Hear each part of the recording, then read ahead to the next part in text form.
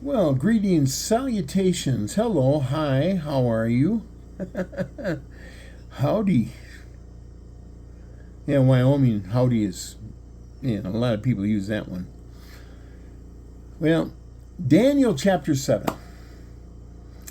Now, I have to admit, this chapter has been very difficult for me to understand. After writing my viewpoint, I did what I always do. I read from several commentaries, which I have learned to trust. After reading those commentaries, I was a little disappointed in what I read. So I read a few more commentaries, and I was extremely disappointed in what I read. So, being rather disappointed with what I had written, as well as what I'd read from what others had written, I deleted everything I'd written and started over. Twice. I already recorded this, loaded it. I'm doing a replacement video right now. Many preachers and teachers will give you various interpretations regarding this chapter, often disagreeing with each other. In this lesson, you will not find all the answers. You will find all the questions. Study for yourself. Think about what Daniel wrote and what he explained and what he did not explain. So, Daniel's dream. This chapter begins in 556 BC. It's the year Belshazzar became king. Remember, he was the last king of the Babylonian kingdom. And this is about the same time as Daniel 5 and 6, which preceded this chapter. And now remember, the book of Daniel's got 6 stories, entertaining children's stories, good stuff, fun. And then 6 chapters of prophecies. Difficult to understand. Very difficult to understand. This is the first of those 6 chapters. Now, when this dream occurred, Daniel was at least 60 years old, probably 65, maybe even older. Since most Christians know the first 6 chapters of Daniel, but don't know too much about the last 6 chapters, here's a challenge for you. As you read this chapter, consider Daniel's dream and what you think it might mean. He talks about 4 winds, 4 beasts, 10 horns, 3 horns, thrones, 1 little horn. One of the thrones is God's throne. What about the others? And who's that little horn, the king, that comes after all this? Who's that? Pay attention and see what all of these represent. We can get some of the answers. So, verse 1, the first year of Babylon's king Belshazzar, Daniel had a dream as he was laying in bed. In the morning, he wrote down what he had dreamed. It doesn't say he shared that. We'll come back to that. So we're going to look at the dream first, then the explanation, which is actually part of the dream. Yeah. Pay attention. But as you look at this dream, think about the previous dreams Daniel's interpreted. Look for any relationships to them. It doesn't seem like they're very closely related to previous dreams, but you might see some similarities. I know I did. And no, I'm not going to bring all those up. This is going to be hard enough to get this done in 30 minutes all by itself. Verses 2 and 3, Daniel wrote, "In my dream I saw 4 winds from heaven creating large waves in the great sea. There were 4 enormous beasts, each one different from the others. They all came out of the sea." Okay, pretty easy. By the way, the Great Sea to everyone in that region was the Mediterranean Sea.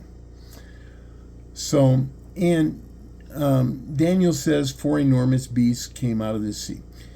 Keep track of these beasts. When we get to the interpretation of Daniel's dream, the focus will be completely on the 4th beast. So he says the first beast, verse 4, the first beast looked like a lion with wings of an eagle.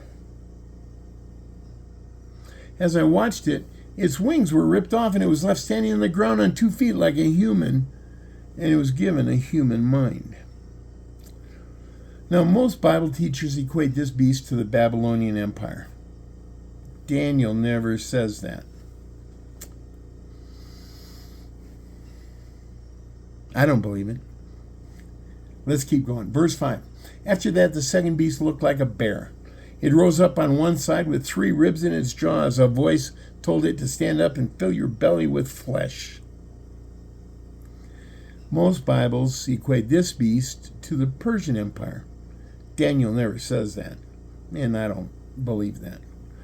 Frankly, I have no idea how to apply rose up on one side with 3 ribs in its jaw. I also have no idea what it means to fill your belly with flesh. I mean, I get that, but it probably means to conquer, but I'm not sure how it equates. Anyway, verse 6, then the third beast appeared, and it looked like a leopard with 4 wings, like bird wings on its back. It had 4 heads and was made a ruler. Now, most Bible teachers equate this beast to the Greek Empire. Daniel never says that, and I don't believe that. I'll come to what I believe. Verse 7, a 4th beast appeared in my dream, and it was terrifying, frightening, and extremely powerful. It had large teeth of iron. It crushed its victims and trampled what was left of them under its feet. It was quite different from the other beasts. It had 10 horns. Most teachers equate this beast to the Roman Empire. Daniel never says that, and I don't believe that. How do 10 horns equate to Rome? They had 30 different kings, so it couldn't be that. Caesar's, whatever. Some talk about the hills of Rome, but there were 7 of those. Verse 8, I was still thinking about the horns when another horn appeared. It was a little horn that appeared among the other horns. Then 3 of the first horns were torn out to make room for the little horn. The little horn had had eyes like a man and a mouth that boasted. Verses 9 and 10. While I was watching all of that, some thrones were set in place, and the Ancient of Days sat down. He was wearing a pure white robe, as white as clean snow. His hair was as white as the finest wool. His throne and his throne's wheels were blazing with fire. A river of fire was flowing from him. Thousands and thousands were serving him. 100 million stood in front of him. Then the court was ready, and the books were opened. Wow. Daniel's explanation of his dream does not include thrones, so I'm going to address them here. One throne is clearly God's throne. The other thrones are not mentioned again, frankly. So I'm uncertain of what significance, if any, God's throne had in the dream. But did you notice it? I mean, just setting the stage, I guess. But it says his throne and his throne's wheels were blazing with fire. A river of fire was flowing from him. Millions stood in front of him. Imagine that. How impressive. Oh, just like in the book of Revelation. Oh, when God's sitting on a glass sea and all the people and the angels and the elders with their thrones around him. And by the way, not everything in a vision or dream needs to be interpreted. Some things just help provide context. And I think maybe that's this. But help us visualize what is being seen or described. Do you think maybe the other thrones are the 24 elders from Revelation 4? We're not told how many there were. Maybe they're the thrones of those who will judge the earth in Revelation 20. There's 12 of them. Or is it 24? Oh. What do you think about these thrones? Oh, and then the term Ancient of Days. Oh my goodness. Did you know this term appears in only 2 chapters of the Bible? Daniel 7 and Isaiah 43. And I love that name of God. Don't you? The Ancient of Days. A popular course is named Ancient of Days. Check it out. It matches what Daniel's dream contains. I've just got the first 2 verses here, but Blessing and honor, glory and power be unto the Ancient of Days. From every nation, all of creation, bow before the Ancient of Days. Every tongue in heaven and earth shall declare your glory. Every knee shall bow at your throne in worship. You will be exalted, O God, and your kingdom shall not pass away, O Ancient of Days. Wow. All right. Verses 11 and 12. I continued to watch because I could hear the boasting of the little horn. I watched until the fourth beast was killed and its body was totally destroyed, then thrown into the blazing fire. Fire from God's throne. Verse 12. The other beasts were stripped of their power to rule, but they were allowed to live. But not for very long. Wait a minute. Did you think the first three beasts had already been killed? You aren't alone. Let's think about this for a moment, and this is the second reason I deleted my first lesson. If these beasts represented four kingdoms, like most so-called Bible scholars say, Babylon, Persia, Greece, and Rome, so then how can they all die at one time? Which is clearly what verse 12 is saying. I mean, those kingdoms actually died one after the other, you know.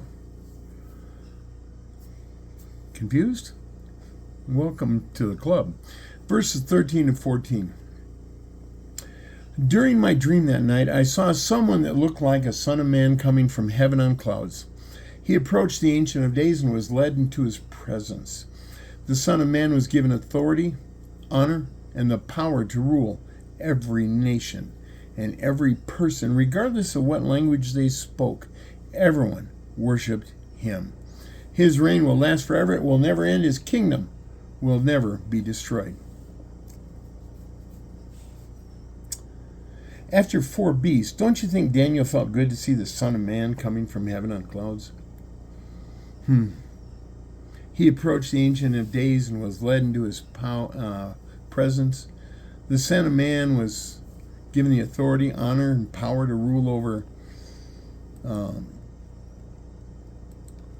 all the earth, over every single person. Everyone worshipped him. His reign will last forever.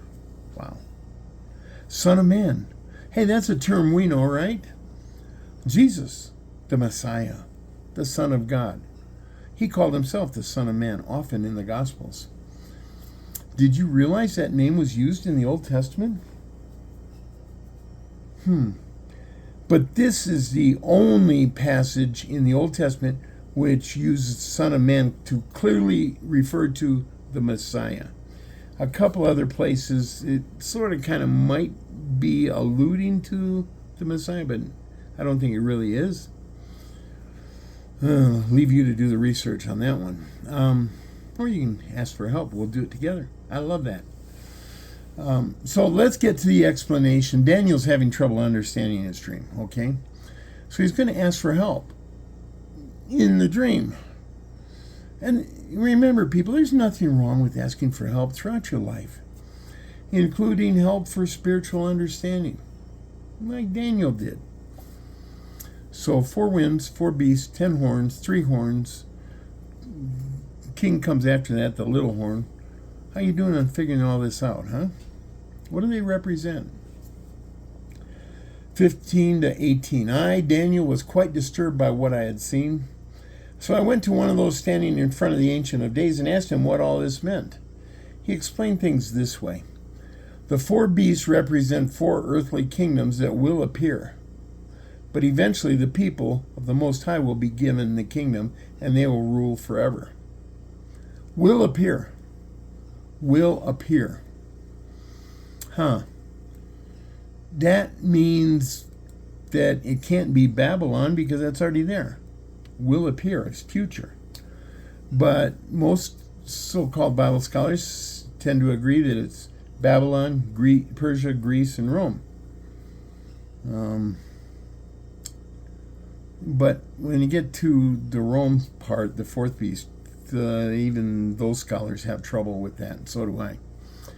The concept of 4 beasts being those 4 kingdoms would not have made sense to any Old Testament people. In Daniel's day, they did not know. They knew about Babylon and Persia. They did not know about Greece and Rome. So it may have made sense for early Christians, but with the end of the Roman Empire, it seems to no longer apply to those four kingdoms. I love verse 18 though. Eventually the people of the Most High will be given the kingdom, and they will rule forever. Hallelujah. All right, let's keep going on this fourth beast, verses 19 to 22. I still wanted to know about the fourth beast because it was so different from all the others, and it was more terrifying with iron teeth and bronze claws. This beast crushed and ate its victims before trampling whatever was left of them under its feet. I also wanted to know about its 10 horns, and the little horn that came up and caused 3 of the 10 horns to disappear. This little horn seemed more frightening than the others. It had eyes and a boasting mouth. As I watched, this horn was waging war against the holy people, and it was defeating them. Then the Ancient of Days arrived, and he brought his favor on the holy people so they could take over the kingdom. We're going to get more detail on this fourth beast, 23 to 25. The man explained the fourth beast. The fourth beast is a fourth kingdom that will rule over all the world. It will be different from the other kingdoms. It will destroy every other kingdom, totally destroying them. The 10 horns represent 10 kings who will rule this kingdom. After those 10 kings, another king will appear and conquer 3 of the 10 kings. This king will defy the Most High and persecute his holy people. He will do his best to change their sacred feasts and holy laws. He will rule over the holy people for a while. This period will last 36 months. That's 3.5 years to you and me. If you're a student of the book of Revelation, that's half the tribulation. So Daniel focused in on the fourth beast because it was so different from all the others. That's what he said. Our focus is also going to concentrate on that fourth beast and the little horn. Daniel clearly tells us about this little horn beast, this 10-horn beast. He says this beast crushed and ate its victims, trampling whatever was left of them under its feet. Rome did that. Kind of. But they didn't totally destroy kingdoms. They let them kind of rule under Rome's control. The fourth beast was a kingdom that will rule over all the world. And oh, by the way, people, Alexander the Great, when he was conquering the world, he stopped at India. Rome never conquered India. They knew it wasn't the whole world. And they got up as far as Britain. Rome did. But they didn't conquer like Germany and the Scandinavian countries. This fourth beast will rule over all the world. Not sure that's going to apply to Rome. And then he says it'll be different from the other kingdoms. It will destroy every other kingdom, totally destroying them. The rulers, when Rome conquered a country, they left the king of that country in charge.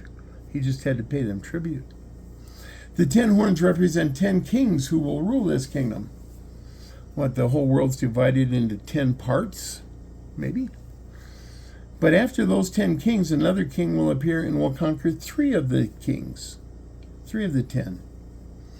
The fourth beast will rule all the world. The little horn will displace 3 of those kings. Did you think about the irony of a little horn? Little horn, that's what Daniel wrote in Aramaic. That little horn needed so much room that he ousted 3 of the regular horns, 3 of the 10. Seems a little strange to me. Not my dream, it's Daniel's. Have you ever thought, though, about a horn with eyes and a mouth? The little horn had eyes and a mouth that was boasting. What do you think? What do you think it was saying? Boasting about all it could do for everyone? maybe even mocking God? I don't know. Daniel said this little horn seemed more frightening than the others. Then he wrote something quite intriguing. It had eyes and a boasting mouth. Most Bible scholars skip over that last sentence. Did you? I didn't. You heard me. We're told the little horn conquered God's people. And he ruled over them for 3.5 years. Daniel wrote, this king will defy the Most High and persecute his holy people. He will do his best to change their sacred feasts and holy laws. He will rule over the holy people for 36 months. And then I decided to rewrite everything again, and we get this as the result. And why did I do this? Why did I do the rewrites? You know, at the beginning I told you I was disappointed with what I had written and what I was finding commentaries. And my whole problem was the viewpoint regarding the timing of the 4 beasts. We've already seen some of the inconsistencies with most popular viewpoint regarding the timeline of the 4 beasts. And to accommodate their position, many of these Bible scholars simply say something like, well, there was a break in the timeline of the dream. The 4th beast, and or the little horn, do not immediately follow the 3rd beast. I don't think Daniel's dream matches up with that. In my opinion, that's what I call an interpretation of convenience, meaning they are simply making the interpretation fit their own viewpoint. So, and that's not necessarily bad, it's just, you know, that doesn't seem to match up with what God told Daniel in the dream. Some say I'm taking the easy way out and just criticizing everyone without offering an interpretation of my own. Not my way, you know that. So maybe I have to borrow somebody else's interpretation. What do you think? Out of everything I've said, and if you've watched my series on Revelation, you get a better idea of this, but considering all of that, can I offer a suggestion that Daniel's dream just might be looking at 4 beasts that are yet to come? Do you agree that this dream just might fit in better with the world just prior to Jesus' second coming and the time of the tribulation? Let's read on. Verses 26 and 27. But after that time the court will pass judgment, and this king will lose all his power, the little horn. He will be totally destroyed. That is when the rule, power, and glory of every kingdom on earth will be given to the holy people of the Most High, and his kingdom will be eternal. Every ruler will worship and obey him. Okay, let's go back and read verses 13 and 14 again with that in mind. During my dream that night, I saw someone that looked like the Son of Man coming from heaven on the clouds. He approached the Ancient of Days and was led into his presence. The Son of Man was given authority, honor, and power to rule every nation and every person, regardless of what language they spoke. Everyone worshiped him. His reign will last forever. It will never end. His kingdom will never be destroyed. Verse 26 and 27 again. But after that time, the court will pass judgment, and this king will lose all power. He will be totally destroyed. That is when the rule, power, and glory of every kingdom on earth will be given to the holy people of the Most High, and his kingdom will be eternal. Every ruler will worship and obey him. Yeah, verses 13 and 14 belong in your mind as you read 26 and 27. Because when that last king is conquered, God will rule everyone everywhere forever. The millennial kingdom. Hello. Verse 28, that is the end of my dream, and I, Daniel, was terrified by what I had dreamed. My face turned pale, but I did not share this dream with anyone at that time. Oh, I said at the beginning of this chapter, watch out for certain things, and four winds was one of those things. I said, well, how does Daniel interpret that? He didn't tell us about the four winds. They're not mentioned outside of verse 2. But this is one of those culture things I talk about all the time. Throughout the Bible and in most ancient cultures, we see terms like the four corners of the earth or four winds, and they represent the same thing, the whole world. That's what they represent. I just want to see if you were paying attention. And why didn't Daniel share this dream, at least not until some later time? What do you think? Maybe God used this dream to prepare Daniel for the prophecies he would interpret later?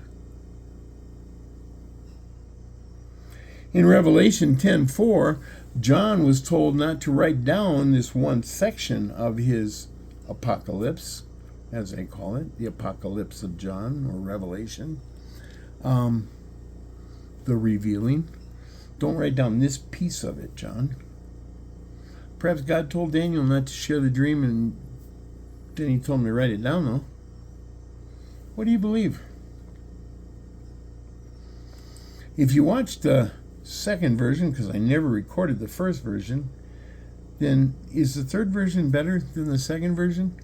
I don't know, and I'm not going to let you compare unless you do it. You've already done it, because I'm deleting the second version as I record this one. God bless you. I do love you. You take care. Yes, I'm having trouble with Daniel.